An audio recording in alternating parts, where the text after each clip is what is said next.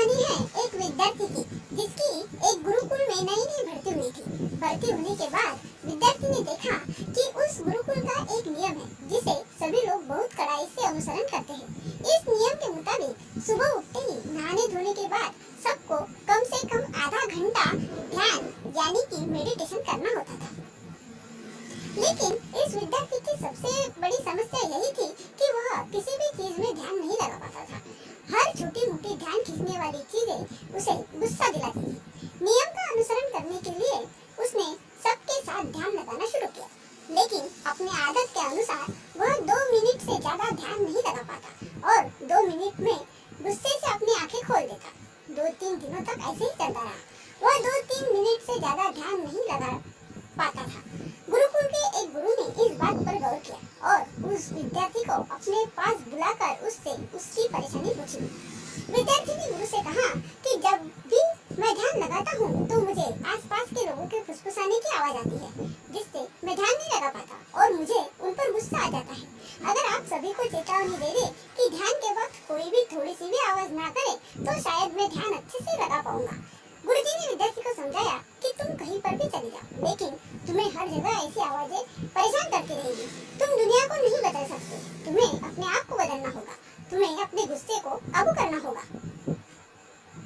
फिर भी अगर तुम आजमाना चाहो तो तुम कल से उस पास वाली नदी के किनारे जाकर ध्यान लगाया, जहाँ तुम्हें इंसानों की आवाज नहीं आएगी।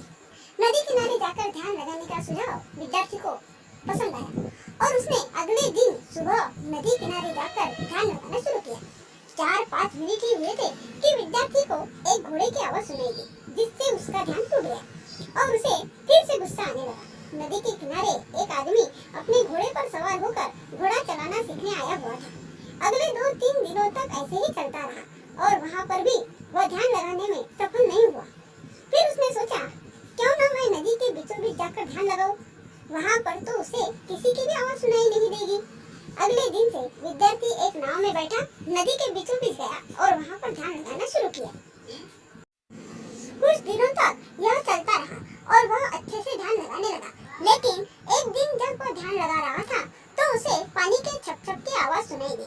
उससे डिस्टर्ब होकर जब उसने आंखें खोली तो देखा कि एक नाव उसकी नाव की तरफ आ रही है। उसने जोर से आवाज लगाई और बोला कि अपने नाव को इस तरफ मत लेकर आओ, कहीं और लेकर जाओ। लेकिन उस नाव में सुनने वाला कोई भी नहीं था और वह नाव धीरे धीरे उसकी तरफ आकर सीधे उसकी नाव से टकरा गई। उसे बहुत गुस्सा आया, लेकिन वह गुस्सा निकाले भी तो किस पर? नाव में कोई भी नहीं था। दोनों नाव को लेकर वो किनारे पर पहुंचा।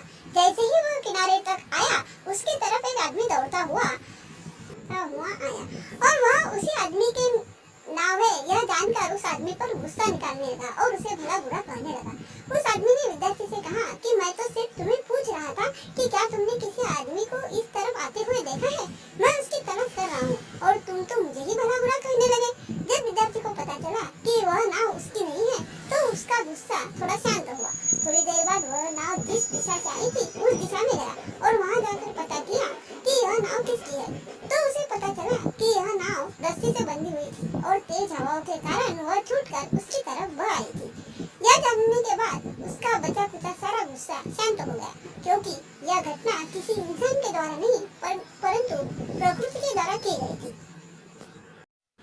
थोड़ा शांत रहने पर और थोड़ा सोचने पर उस विद्यार्थी को समझ में आया कि उसे तभी गुस्सा आता है जब किसी घटना से वह परेशान होता है और वह इंसानों द्वारा की गई हो। लेकिन वही घटना अगर अपने आप होती है या कुदरत द्वारा की जाती है तो उसे गुस्सा नहीं आता।